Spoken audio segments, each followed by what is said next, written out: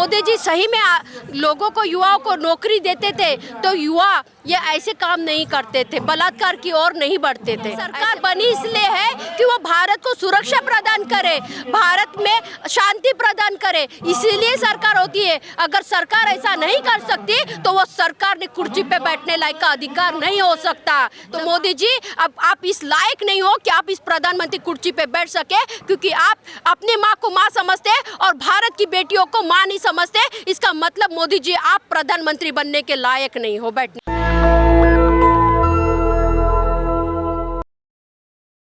आज 12 अगस्त है और आज ही अंतर्राष्ट्रीय आदिवासी दिवस है।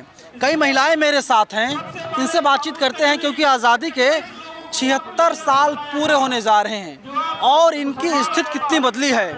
नरेंद्र मोदी ने तो आदिवासी महिला को राष्ट्रपति बनवा दिया। सब बेहतर तो है ना आदिवासियों के साथ में, बेहतर हो रहा, अच्छा हो रहा है? कुछ भी अच्छा नहीं हो रहा है। हमारे जो प्रधानमंत्री जी है, अभी पहले माजी प्रधानमंत्री जो थे, राष्ट्रपति जो थे, वो दलित समाज के थे। तब उन्होंने दलित समाज को रोक दिया कहीं ना कहीं, लेकिन आक्रमण होते रहे बिहार में, यूपी में दलितों पे होते रहे। वैसी जब आदिवासी राष्ट्रपति बनी है, कुछ भी अच्छा नहीं है। हमारी 5वीं सूची 6वीं सूची जो है उसको हड़पने के लिए, जल जमीन जंगल के लिए इन्होंने राष्ट्रपति को बिठाला है और कुछ नहीं। इन्हें जो विकास के नाम पर आदिवासी का विस्थापित करना है, आदिवासी को विस्थापित कर कर इन्हें को विकास दिखाना है, लेकिन विकास ऐसा नहीं हो सकता। जब तक आदिवासी जल जमीन जंगल के रखवाले हैं तभी इस देश में सुरक्षा रहेगी और ये देश सोने की चिड़िया करके कहलाया जाएगा। लेकिन नरेंद्र मोदी के नेतृत्व में हमारा देश बहुत आगे बढ़ रहा है। ये किस तरह के आगे हम बढ़ रहा है बोलेंगे? हमारे रोजगार, बेरोजगारी है, हमारे बच्चों महिलाओं पे बलात्कार रोज दिन ब दिन बढ़ते जा रहे हैं। इसको हम लोग बोलेंगे कि बहुत अच्छा हो रहा है भारत में। हमारे लोग बेरोजगार के साथ साथ में आज जो मणिपुर में हुआ है ये राजनीति षड्यंत्र है, ये बेरोजगारी के चलते हुए किया गया षड्यंत्र है। अगर मोदी जी सही में लोगों को, युवाओं को नौकरी देते थे तो युवा ये ऐसे काम नहीं करते थे, बलात्कार की ओर नहीं बढ़ते थे, ऐसे मुझे लगता है। सरकार उसमें क्या करे? आबादी ज्यादा है, घटनाएं हो जाती हैं। क्या बात है ये बात को तो सरकार ही की जिम्मेदारी है। सरकार बनी इसलिए है कि वो भारत को सुरक्षा प्रदान करे, भारत में शांति प्रदान करे, इसीलिए सरकार होती है। अगर सरकार ऐसा नहीं कर सकती तो वो सरकार ने कुर्सी पे बैठने लायक का अधिकार नहीं हो सकता। सब आबादी और इसका कोई लेना देना नहीं है। ये षड्यंत्र जो हो रहा है, ये जो हमारे अत्याचार बढ़ रहे हैं, ये मोदी सरकार की राज में ही बढ़ रहे हैं, ये और किसी के राज में नहीं। ये राजनीति का एक बहुत बड़ा षड्यंत्र है। मनोहर लाल खट्टर जो हरियाणा के मुख्यमंत्री हैं, वे कह रहे हैं कि हम हर एक व्यक्ति को सुरक्षा मुहैया नहीं करवा सकते हैं। तो फिर कुर्सी खाली कर दो। अगर आप में ये हिम्मत नहीं है, आप में अगर ये हौसला नहीं है कि आप नहीं कर सकते, तो आप खाली कर दो। इसका मतलब मुहैया नहीं कर सकते तो ये सुरक्षा क्यों है? ये सुरक्षा कर्मी, आप इतनी बड़ी सुरक्षा किस है? मिलिट्री किस लिए है? पुलिस किस लिए? आप इतनी बड़ी जो हमारी देश की जो विकास का जो पैसा है आधा ये सुरक्षा पे खर्चा होता है। ये मोदी के पीछे ईजेड से सिक्योरिटी गार्ड लगे हुए हैं। हमारे देश में इतने लोग हैं जिनको सुरक्षा दी जाती है, लेकिन एक बहू बेटी, भारत माता की बेटी, जो भारत माता की बेटी है, अगर आप उसको सुरक्षा नहीं दे सकते तो आप माँ के बेटे कहलाने के लायक नहीं हो। मोदी जी, मैं आपको ऐसा बोल देना चाहूंगी। नरेंद्र मोदी के लिए देश ही सब कुछ है।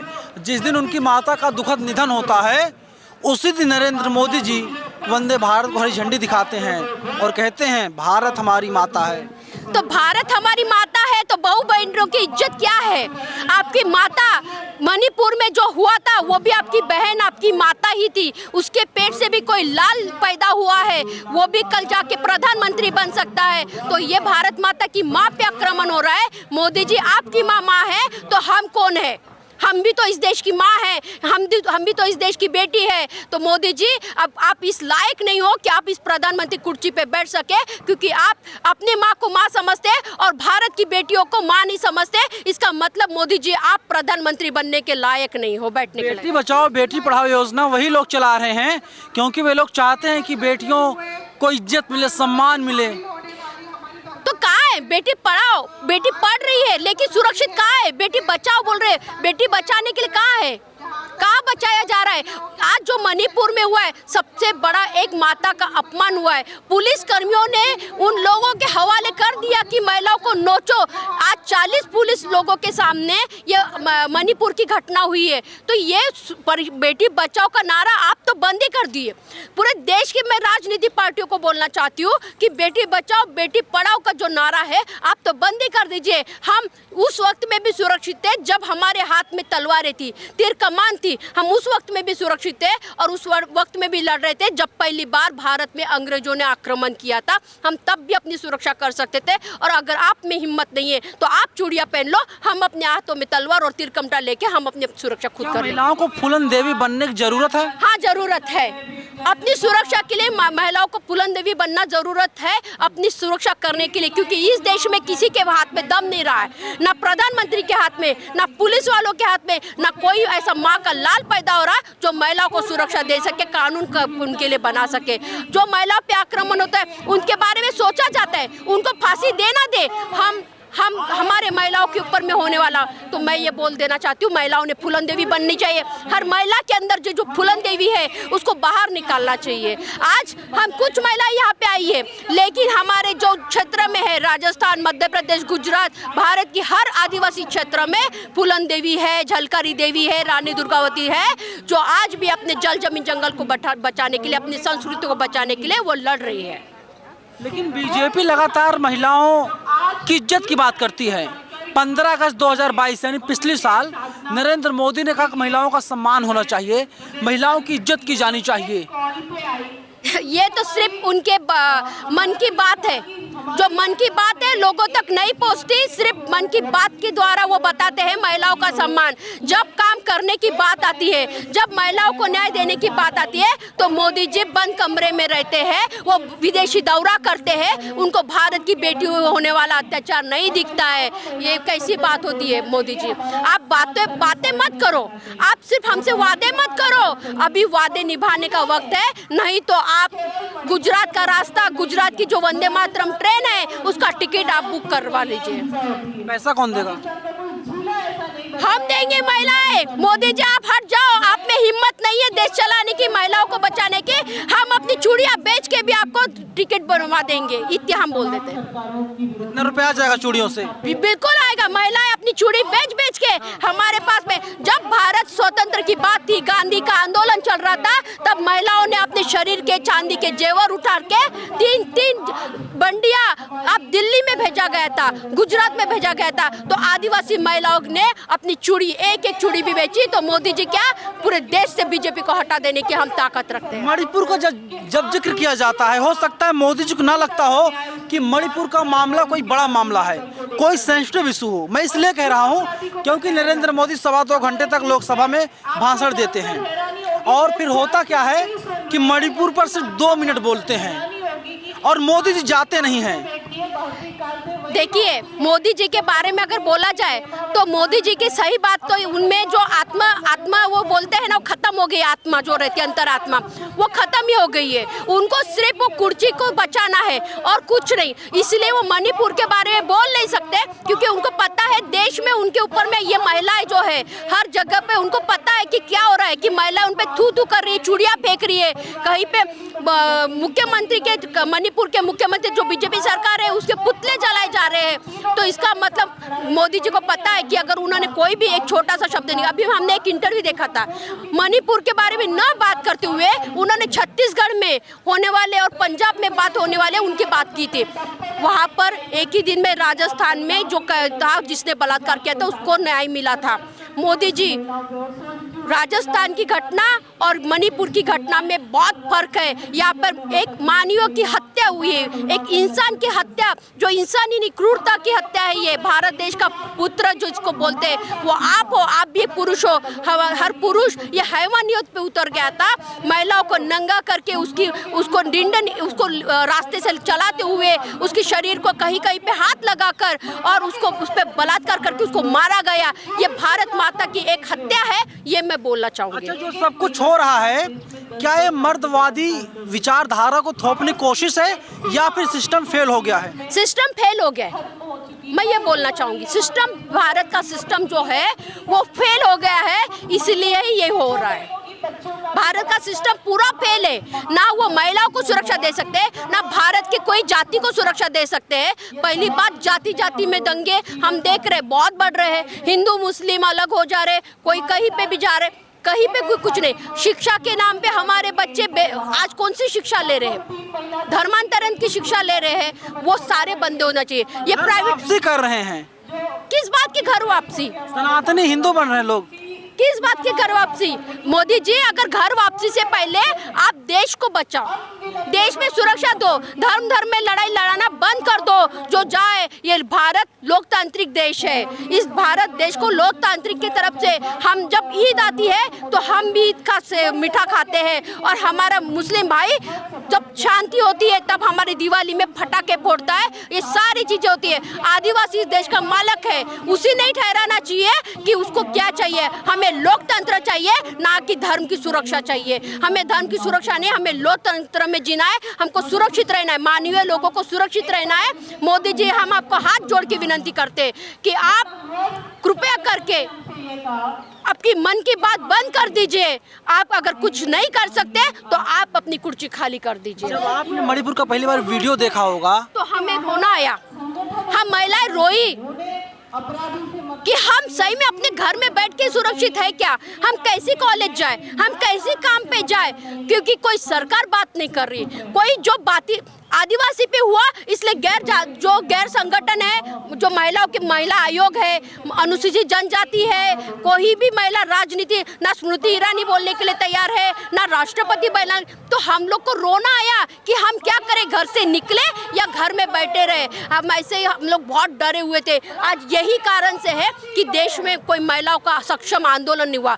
50% महिलाओं को राजनीति में आरक्षित नहीं मिला क्योंकि ये महिलाएं बोल नहीं पा रही है। मोदी जी, राजनीति बंद कर दीजिए, समाज, अपने देश का समाज जो है वो लोकतंत्र में जीने दीजिए। मैं इतना बोल देना चाहती हूँ। अमित शाह जो गृह मंत्री हैं, वे साफ तौर पे कहते हैं कि जो मणिपुर के मुख्यमंत्री हैं यानी बीरेन्द्र सिंह, वे बहुत कोऑपरेटिव हैं, कोऑपरेट कर रहे हैं, इसीलिए उन्हें नहीं हटाया जा रहा है।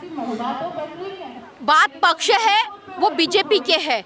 अगर वो बीजेपी के नहीं होते, अगर वहाँ पर कोई दूसरा पक्ष होता तो मोदी जी एक्शन लेते थे।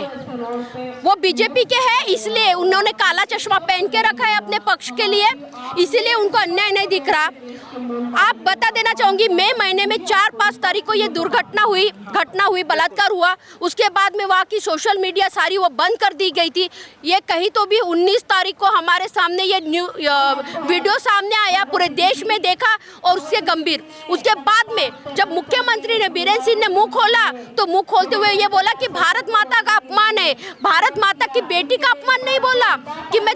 और जो एक व्यक्ति को उन्होंने कैद में लिया, वहाँ पर हम देख रहे उस वीडियो में कि कहीं तो भी 40-50 लोग उस महिलाओं पे बलात्कार कर रहे हैं, उनका अपमान कर रहे हैं। उनको उसमें से सिर्फ एक व्यक्ति को उन्होंने कैद किया। ये दिखावा करने की जरूरत नहीं है। और सारे जिन लोगों इस शामिल है, वो मुख्यमंत्री हो, वो राज्यपाल हो, वो पुलिसकर्मी हो, उनको सारों को फांसी की सजा होनी चाहिए। ये हमारी महिलाओं से भी, हम महिलाओं की तरफ से भी हम। कितना दिन हो गया, सरकार लगातार कह रही है कि हम लोग कोशिश कर रहे हैं कि फांसी आरोपियों को दे दी जाए, लेकिन अभी तक कुछ होता हुआ दिखाई नहीं दे रहा है। होगा भी नहीं, क्योंकि बीजेपी की सरकार है। हाँ, क्योंकि बीजेपी की सरकार है, होगा भी नहीं। अगर वहाँ पर अगर ये केस पंजाब में होता, छत्तीसगढ़ में होता या राजस्थान में होता, तो ये मोदी जी, अमित शाह जी, ये सारे, स्मृति ईरानी जी, ये सारे एक्टिव हो जाते थे। ये राजनीति षड्यंत्र है, क्योंकि वो जो कुकी समाज और मैती समाज में जो ये हुआ है, दंगा जो हो रहा है, ये पूरा राजनीति षड्यंत्र है। इन्होंने राजनीति व झूठे वादे करके मैती समाज को बहकाया है, उसी वजह से ये हुआ है। ये राजनीति षड्यंत्र की वजह से ये लोग कभी नहीं बोलेंगे। इन्होंने अपने मुंह पे काली रिबन बन के रखी है, चैन बन करके रखा है, ये नहीं बोलेंगे। ये सिर्फ विदेश के बारे में बोलेंगे, ये सिर्फ छत्तीसगढ़ के बारे में बोलेंगे, ये सिर्फ बोलेंगे राजस्थान सम्मान के बारे में बोलेंगे, बाकी कहीं बोलने वाले नहीं है, ये हमें पता है। लेकिन हम अभी आदिवासी जाग चुके हैं, हम महिलाएं जाग चुकी है, और ये बात हम लोग उनको बता देंगे कि आपकी आज की चुप्पी ये आपके आने वाले भविष्य में आपको बहुत ज़्यादा महंगी पड़ेगी, ये हम बता देंगे। हाथों में मैं देख रहा हूँ काली पट्टी है, क्या कुछ कहना चाहते हैं काली पट्टी के जरिए? जी, ये मणिपुर हो या महिलाओं पे हो, इसका सारा सबका निषेध है। हम इस सरकार का निषेध कर रहे हैं, हम इस राष्ट्रपति माता का निषेध कर रहे हैं जो आदिवासी पहली बार जो राष्ट्रपति बनी ना, उन्होंने कभी महिलाओं के बारे में, मणिपुर के बारे में एक दौरा किया, ना ही बातचीत की। हम हर किसी महिलाओं ने आज काले कपड़े प्रदान करके जो हम लोग महिलाएं दिख रही है, हम इस भारत की जो राजनीति है, घिनौनी राजनीति है, उसका हम निषेध कर रहे हैं। लेकिन वे लोग आश्वस्त हैं कि 24 में नरेंद्र मोदी फिर से आ रहे हैं। अभी तो बताएगा वक्त, 24 आए या नहीं आए। देखिए, हमें सरकार कोई भी आए कोई भी जाए, हम लोग ये नहीं, हम महिलाएं सुरक्षित रहना चाहिए, क्योंकि हमारे पेट से ही प्रधानमंत्री जन्मा है, हमारे पेट से ही एक सुरक्षा कर्मी जन्मा हुआ है, तो वो हम चाहेंगे कि हम महिलाएं सुरक्षित रहे। हमारे पेट से ही इस देश का भविष्य पैदा होता है, तो महिलाएं सुरक्षित होना बहुत जरूरी है। बेटी बचाओ का नारा, अब इन्होंने बेटी पढ़ाओ बेटी का नारा दिया है, हम देते हैं बेटी बचाओ का नारा, हम देते हैं। बेटी बचेगी तो भारत देश बचेगा, भारत देश बचेगा तो भारत स्वतंत्र रहेगा, नहीं तो फिर से इस देश में एक गुलामी आ जाएगी। कहाँ से आई हैं आप? मैं महाराष्ट्र पालघर से हूँ। भावना, क्या नाम है? भावना करण पवार।